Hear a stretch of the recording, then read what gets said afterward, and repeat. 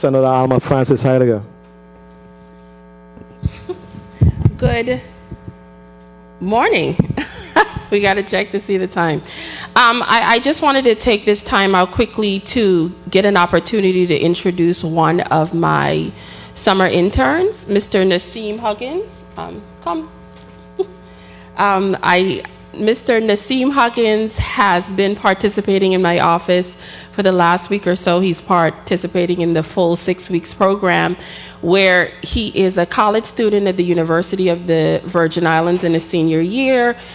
He is interested in learning business as well as the legislature, and he basically has been shadowing me everywhere and just learning quite a bit. So I wanted to just introduce you to this young man who is a very bright and vibrant Virgin Islander, and I am very honored to have him part of my summer program this year.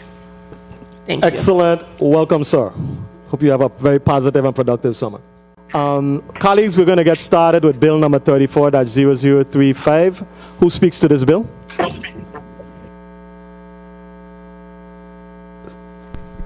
Please recognize Senator Francis Heiliger's mic. Thank you. Good morning, colleagues. Good morning, testifiers. Good morning, people of the territory. Well, first, I want to thank legal counsel I've submitted about 50 bills so far. So we're getting them out a little bit at a time. So hopefully we could get some knocked out. First of all, this bill speaks to just a simple change in the Virgin Islands Code.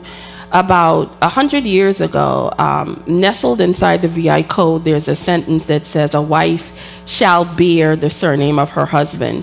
For some of you that might be aware, 100 years ago, we were in a different time frame where women, at the most, sometimes couldn't own property. Back in the 12th and 15th century, you had situations where everything a woman owned, because the minute she got married, everything belonged to her husband. This has nothing to do with the attempt to remove the sanctity of marriage within the VI Code, because I know some people are going to say, why is she trying to change this? Because it is antiquated and it is old. We cannot live in a society where women do not have options and these types of things still live on our code books. This is a very simple piece of legislation to change, and the whole purpose of it is to give women and individuals in our society an option. For those of you that might not be aware, because this is currently written into our law, and it is a law of the land that a wife shall bear her husband's surname. That means many women within our society right now that may choose not to carry the surname of their spouse is basically breaking the law currently. And that is not something that we should continue to this day have on our code books. For me, I think it's an option. I could utilize myself as an example. When I got married almost 20 years ago, I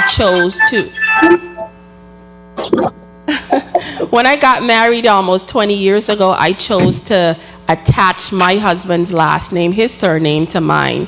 I was born and given the name Alma Francis. When you hear me reference myself as Alma Francis Heiliger, or someone says Senator Francis Heiliger, that is my current last name because I made the decision to carry my husband's surname. You also have individuals in our community that, because of the fact that they have built a career based on their name, some have chosen not to. I will give you a simple example. Our delegate to Congress, Stacy Plaskett, our delegate based on our VI Code, as it currently sits, is not following the law because she carries her name without utilizing the surname of her husband, which I think she has the right to do. If she worked really hard, she built her career, and she branded. If our Vice President of the United States lived in the territory, she would be going against this law as well, because she is married, but she carries her father's name, which is Kamala Harris, and she has not adapted to utilizing her husband's surname.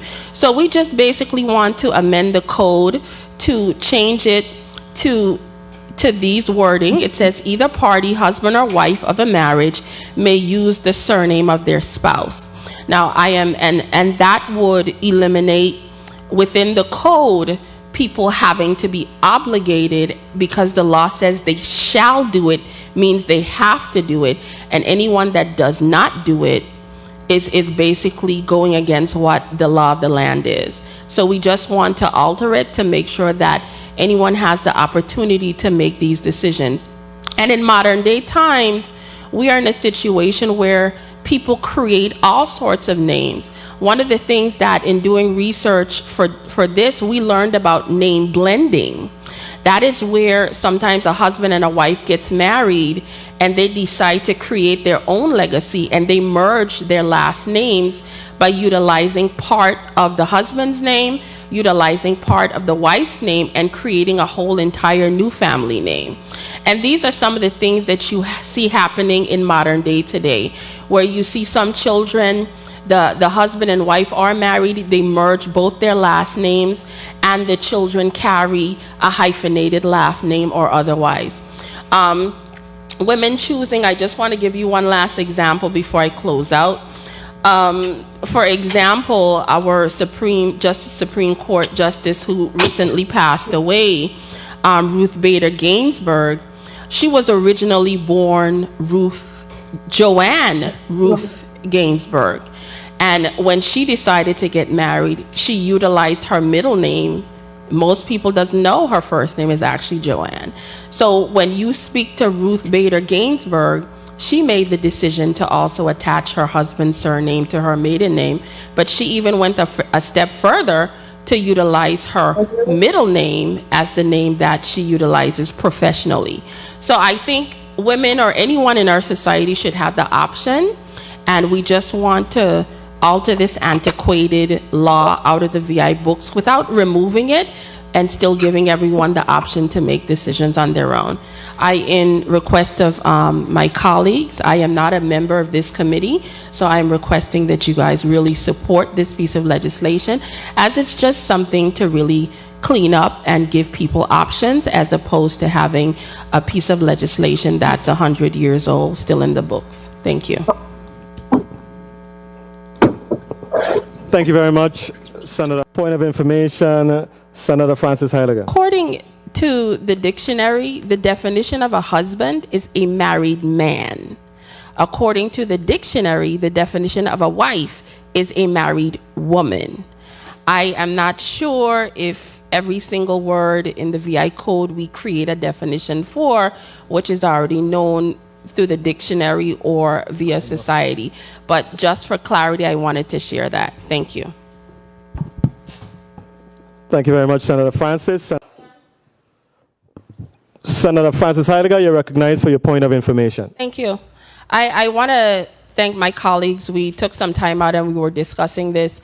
And to be fair, because there seems to be quite a bit of various definitions, even with the recommendation of the Bar Association and some of my colleagues not knowing certain terms and us wanting to make sure the legal terms for everything, we're going to make a decision later on whether it might be best to completely remove this out of the VI code so it's no longer affecting anyone, as opposed to potentially amending it to reflect after all the definitions are shared with the colleagues. So thank you so much for your support, and I look forward to us making a final decision within this committee at a later date.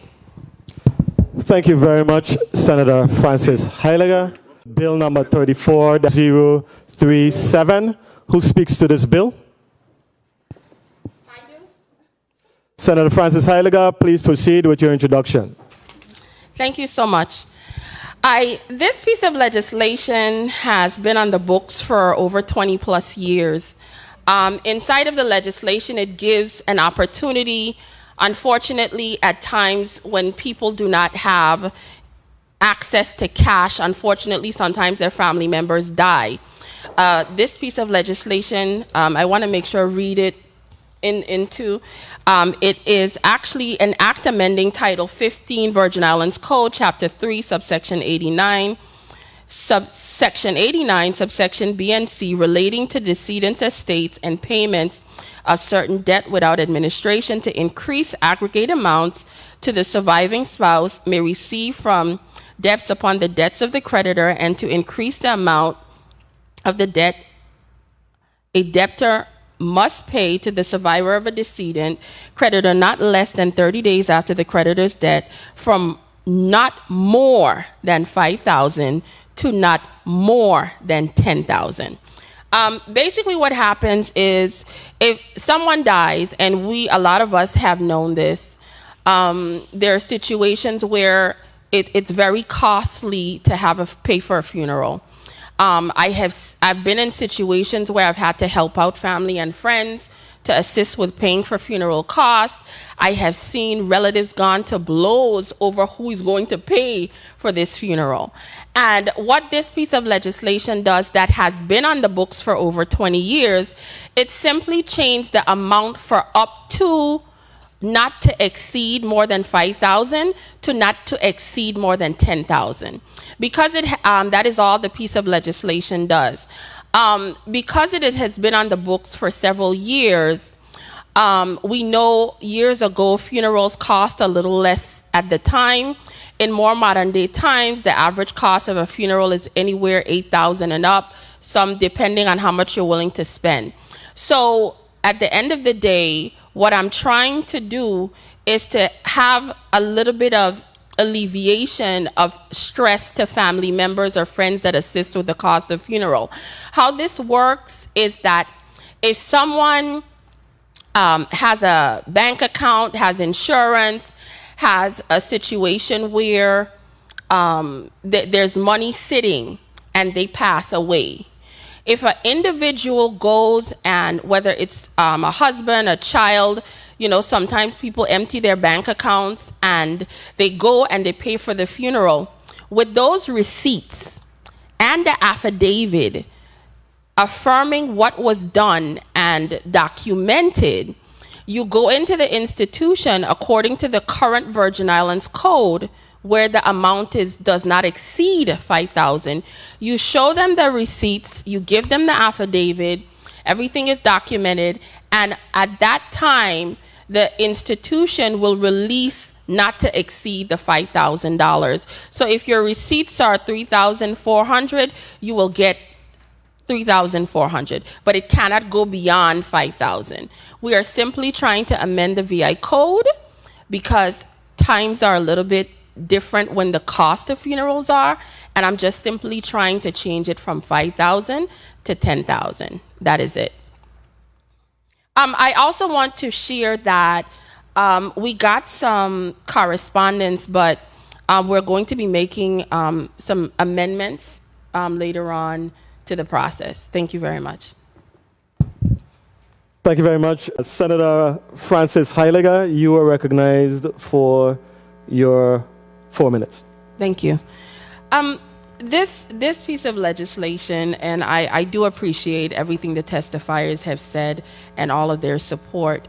I just wanted to also just make note that in the subsection of the law, in section 5, it has subsection C number 5.